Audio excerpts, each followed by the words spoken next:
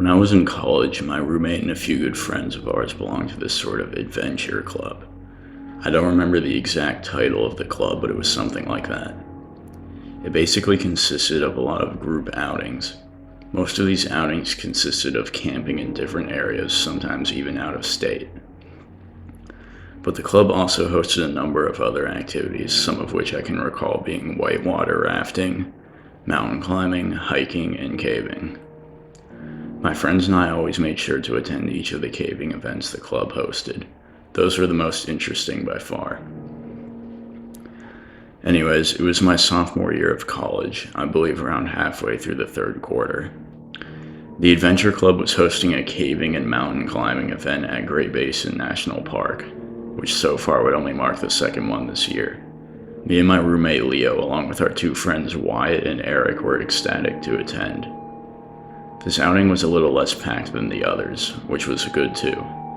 Only about 6 other people from the club would be attending. Friday night after classes, we all got on a bus that drove us down to the park. It was about a 4-hour drive, and it was late when we arrived at the campsite. So that night all we did was set up tents and go to sleep. The next morning, my friends and I spent a few minutes looking at the maps and deciding which spots we wanted to hit. We decided to check out this one mountain nearby. It took us about a half-hour hike to get to the mountain. One of the mountain's cave openings was smack dab right at the base, so we wouldn't even have to climb the mountain at all to see a cool cave. The opening led to a steep decline though, so we'd have to anchor our rope right outside the mountain and attach it via a carabiner to our harnesses. Then we'd rappel down through the opening. I went in first, followed by Leo, then Eric and Wyatt. The decline was short-lived. I hit the cave floor after about 10 seconds of rappelling down into the darkness. I unclipped my harness and switched on the flashlight. After Leo, Eric, and Wyatt all landed behind me, we began to sweep our flashlight beams over our surroundings. It was a magnificent cave. There was a network of tunnels all around us, a large body of water in front of us, and dozens of stalactites and stalagmites. It was pitch black in there too, you'd have no idea it was day outside. Each of us wanted to see just how vast this cave system was, so we each adjusted our walkie-talkies to the same channel and split into groups of 2. Leo and I went to a tunnel branching off to our right, while Wyatt and Eric walked towards a tunnel just past the pool of water. The tunnel me and Leo were walking down got narrow the further we walked, until eventually it split into a fork. The tunnel branching off to the left was so narrow we'd have to crawl to get through it, so we didn't even think about going that way. But we also didn't want to take the other tunnel because we were too afraid of getting lost. So we just took a few steps down and aimed the flashlight beam ahead. There were several stalactites and stalagmites surrounded by 4 or so openings in the cave walls. Just then we heard the sound of Eric pressing down the talk button on the walkie-talkie. He would press it several times but instantly release it. We figured it was probably an accident, but regardless, I raised mine to my mouth and asked Eric if he needed something. There was silence for a minute until Eric's voice came through the walkie-talkie. "Dude, we're hearing some really freaky shit over here. Over." Leo and I exchanged glances. I hesitated before saying, "What do you mean, over?" Silence for a few seconds. "I don't know, me and Wyatt keep hearing something moving around, and there's like these weird-ass breathing sounds." A chill ran down my spine. Leo and I exchanged glances again. "An animal, you think?" "I don't know yet, dude." "Okay, well, let me know if anything else happens. Over." "What do you think they're hearing?" Leo asked. "I don't know, probably just an animal." "What animals even live here?" I shrugged and didn't answer. I knew jack about caves, let alone cave wildlife. Leo and I were a bit unsettled by what Eric had said, but we continued walking down the tunnel towards all the openings, just shining our lights up at them and observing them. I was hearing a sound from the darkness of one of the openings, about 15 feet off of the ground. I walked closer to it to get more within earshot.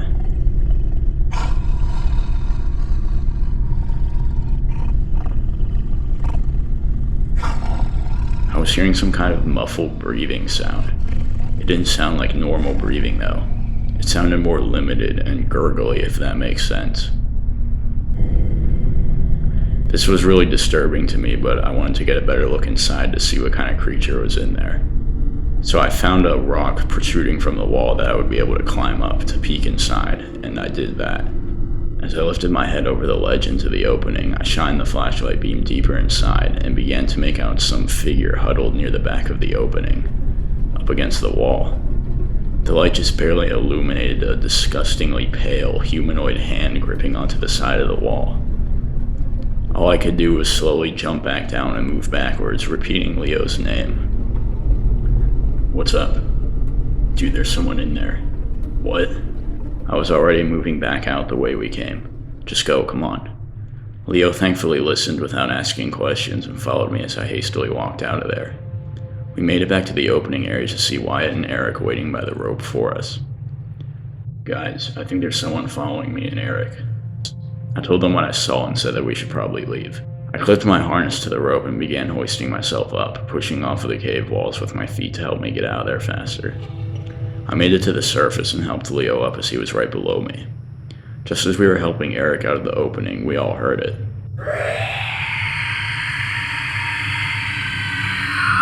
A screech, unlike anything I'd ever heard. It was so shrill and loud I almost covered my ears, echoing down from the tunnel where we had come from and bouncing off the cavern walls. The scream of some kind of unearthly creature. Then we heard Wyatt shouting in a panic as he came flying up the rope and practically throwing himself out of the opening. We didn't even stop to collect the rope. We all just hauled ass out of there. The sound of that shriek was still replaying itself over and over in my head, and the sight of that pale hand in that opening. I couldn't even begin to imagine what the hell we had run into down there. We didn't mention anything about it to anyone when we got back. The next day was also supposed to be dedicated to exploring the park, but me and my friends just stayed at camp for the most part. We didn't really want to go back out there after what we saw yesterday, as it had shaken up all of us. We wanted to see if we could report it to some kind of park ranger, but we didn't know how to get into contact with any. We left the next morning though. I still have no idea what I saw down there and what that sound was. I know I'm never going anywhere near a cave again though.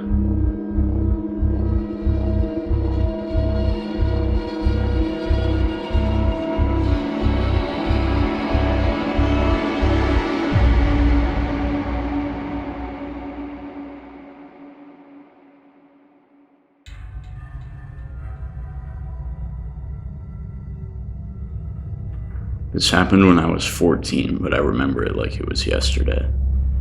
It was a Friday just after school had let out, and I was going to be home alone for the weekend. My parents were having some issues and considering divorce, so they had gone off on some impromptu trip. I guess to see if some time away from the home in a hotel room would help them work out their differences, but that's besides the point. My 18-year-old brother was supposed to be in charge of me, but he left in his car as soon as I got home to go to a party or something, so I quickly got bored. I texted this group chat with a bunch of guys from my school asking if anyone wanted to meet at the park I lived down the street from for basketball. A few guys agreed, one of them being my good friend Lucas, who lives just 2 houses down from me. He volunteered to bring the ball as well. I stopped at Lucas's house on the way to the park and we both walked there together. 5 other guys showed up at the court around the time we did, and we got a few games going. A few hours went by, and as the sun went down, our friends began dipping one by one until it was just me and Lucas. We didn't feel like going home just yet, but we both agreed playing basketball with 2 people would be too lame. Lucas mentioned this cave he knew that was by a nature preserve only a block away from the park. He said a few guys in his classes were talking about it today, but none of them had gone too deep into it. I said I'd be down to check it out, so we walked down the block and hopped the fence into the nature preserve and down to the creek. Sure enough, just on the outside of the creek, there was a small cave opening in the side of the trench. We both took out our phones and enabled the flashlight feature. I went in front of Lucas. The opening was really tight at first, so we'd have to crouch through all of it, but it opened up a bit after into a larger cavern, which we could almost stand up in. We'd have to duck our heads down a bit though. This area had a lot of trash and graffiti in it. There's a tunnel to our right that opened up even more and led downwards, so we agreed we'd check that out. We were able to stand up completely and walk down this tunnel. We were walking for about 6 minutes, and I noticed the amount of trash and beer cans on the ground was decreasing quickly, along with the amount of graffiti on the walls. That was really eerie. I was admittedly getting really freaked out, but I didn't want to seem afraid in front of Lucas, who was a year older than me for the record. He seemed really excited in contrast as he kept talking about how this part of the cave had never been explored before since there is no trash and graffiti. Finally, the tunnel expanded into a larger chamber-like area like the initial one had. I grew 10 times more uneasy at the sight before us. There was a dirty mattress on the ground in there, surrounded by a few burned out candles, fast food bags, some needles, and a ton of cigarette butts. I could barely manage to speak as I whispered to Lucas some homeless guy must have been squatting here and we should probably leave. He didn't even look at me as he began to walk forwards. I just hung back by the tunnel, waiting for him to turn around and leave with me and not saying anything. He was sweeping his flashlight beam over all the trash on the ground. Then for a second, he turned his flashlight off and was concealed in darkness. I asked him what he was doing, and he said just taking some pictures. I saw his flash going off a few times as he was doing this. Then I heard another sound that made me freeze. Off to my left, there was a loud yet brief scrape on the cave floor.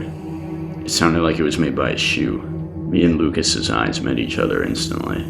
I was so scared I could feel my chest tightening up and my heart thundering, and I couldn't even move a muscle.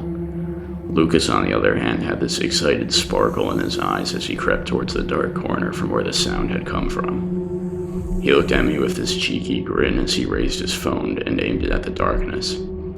I was going to try to stop him, but I was rooted to the spot out of fear.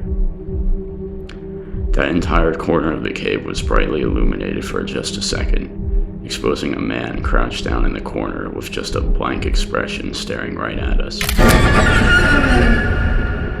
He was holding a large kitchen knife in his right hand.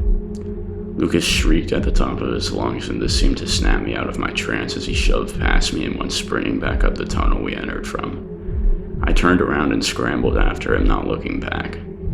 That 6 minutes or so of running back the way we came upwards to the cavern area at the entrance and all the way out of the entrance was the most terrifying thing I'd ever experienced. Being at the back behind Lucas, I was worried at any moment whoever that guy was would grab me from behind. We made it out of the cave and didn't stop running until we were back to our street. Lucas tried to calm me down for a bit as we stood in front of his house. He was trying to laugh it off and saying it was just some stupid squatter trying to scare us. I smiled at him, but I was completely shaken to my core. Lucas went inside and I went back to my house where my brother had already returned. I told him what happened and he said not to go near there. He said that a guy had been living there for a couple of months now and he chased a few of his friends out with a knife one time. It ended up being all anyone in the neighborhood talked about for a while. Someone eventually finally did report it to the police, and I think a few cops successfully removed the guy from there. I'm not sure though, it was too long ago to remember at this point. I know Lucas probably still has the picture he took of that guy on his phone, but I haven't spoken to him in years and he never sent it to me.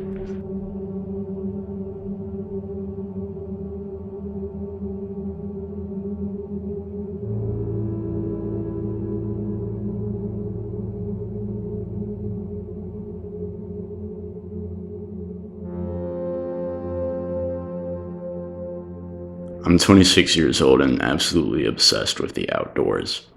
I've been going camping since I could walk, and as I got older, this passion for nature and the wilderness developed into a lot more extreme hobbies. I live in Canada, so my love for these activities is fulfilled by the amazing wilderness here.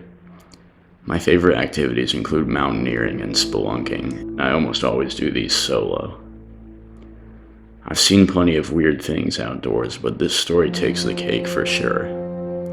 It was July and I was on a solo minimalist camping and spelunking trip in Yoho National Park.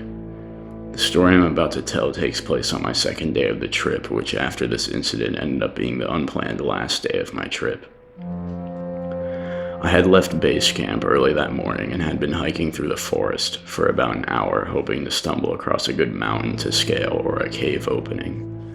Eventually I did, not just one of these two, but both of them. Lying before me, just at the edge of the trail, was the base of a small cliff, but with a rather large cave opening right at the base. Jackpot. I took my flashlight out of my backpack and made my way off the trail, leaning my hiking poles against a rock and stepping inside the entrance. The tunnel began to descend, and pretty soon I had to switch on my flashlight as light from the outside was no longer reaching the cave. I wanted to see if the cave led out the other side of the cliff, so I planned to keep walking until I hit a wall or an opening on the other end. Despite being dark and not very wide, it had a spacious height, allowing more than enough room for me to walk standing up. The further down I walked, a handful of strange objects started appearing around me. Every 10 feet or so, there would be 3 or 4 unlit, almost melted candles nestled in grooves on the walls. Along with that, there would be random assortments of junk on the ground, some of which included empty canned goods and old dolls. This in and of itself wasn't too odd. It could have been other discourteous explorers. But what really began to creep me out was when all these satanic drawings and graffiti began appearing on the walls, mostly drawn over the candles. There were lots of depictions of demonic creatures and goat heads, as well as black pentagrams and what looked to be Hebrew characters. To be honest with you, I wasn't that afraid and more intrigued to see what else was in this cave. It looked like some group of edgy teenagers had decided to make this their hideout.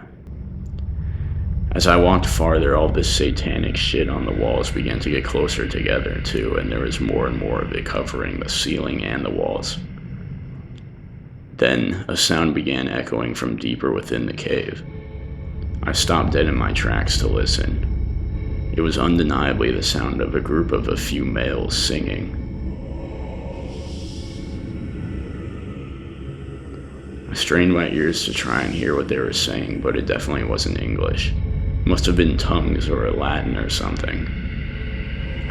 I decided I didn't want to investigate any further. I wasn't trying to stumble across some deep woods cult.